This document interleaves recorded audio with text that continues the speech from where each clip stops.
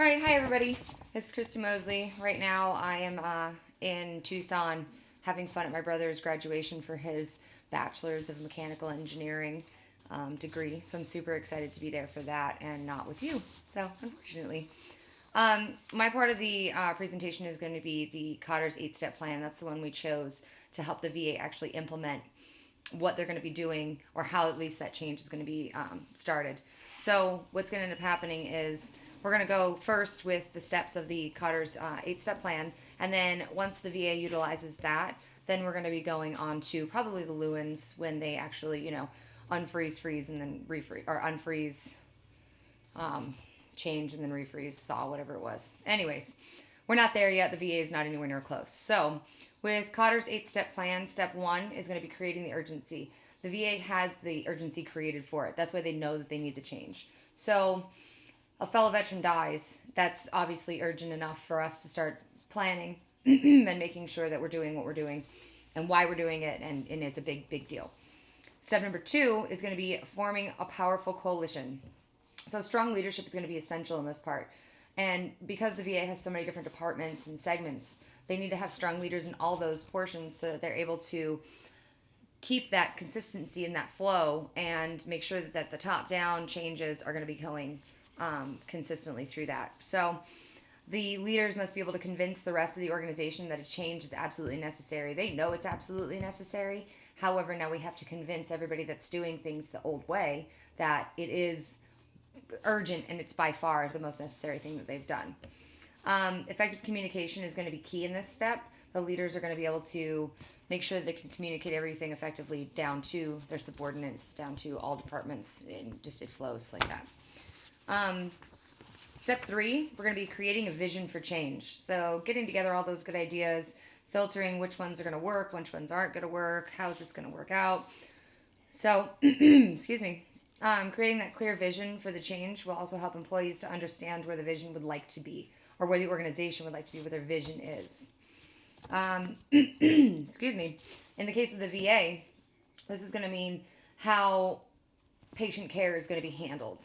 So that's exceptionally important. I'm sure we all can relate to that. Step number 4 is communicating the vision. So now communication, as we said, was key in step number 2. It's going to be key now even more in step number 4, because now we're going to be communicating everything that we want to do. So communication I put down is key in all relationships. This is not excluding the employer-employee relationship. The more precise the communication, the better the employees will understand why you're asking them to do something, what they're doing, where they're going, all those questions and answers that need to happen. It helps to remove anxieties from the employees, and it helps everything to just kind of move smoothly. So then we're going to go to step 5, which is going to be removing the obstacles. This, I think, is where the VA is getting stuck. Removing all those obstacles that we have in regards to patient care. I know I'm still waiting for appointments 6 months out. It's terrible. So I think that's an obstacle that the VA needs to actually consider and move forward with that. So this one's going to be addressing the change process directly. If there's going to be resistance to the change process, this is where it's going to be addressed and mitigated right here. We're going to be assessing the structure, performance, job descriptions, compensation systems, make sure that everything is in line with the employees in order for this change to happen within the organization. Step 6, we're going to be creating short-term wins. So as I know that I write down my short-term goals, what's going to happen next week, what my goals are this week, what everything is going on. So the VA needs to do that too, so that they can actually see progress, and the employer or the employees can actually see these little wins happening, those little goals that are being actually attained. So if you break down that larger project of the whole change, and you just take these little small chunks and you implement those changes, and you go, all right, cool, we won this one, let's move on. Now we're going to implement this, won this one, now we're going to put all this together. So it's just that snowball effect of creating wins. Step number 7 is going to be building on the change, right? So Cotter argues that many change projects fail because victory is declared too early.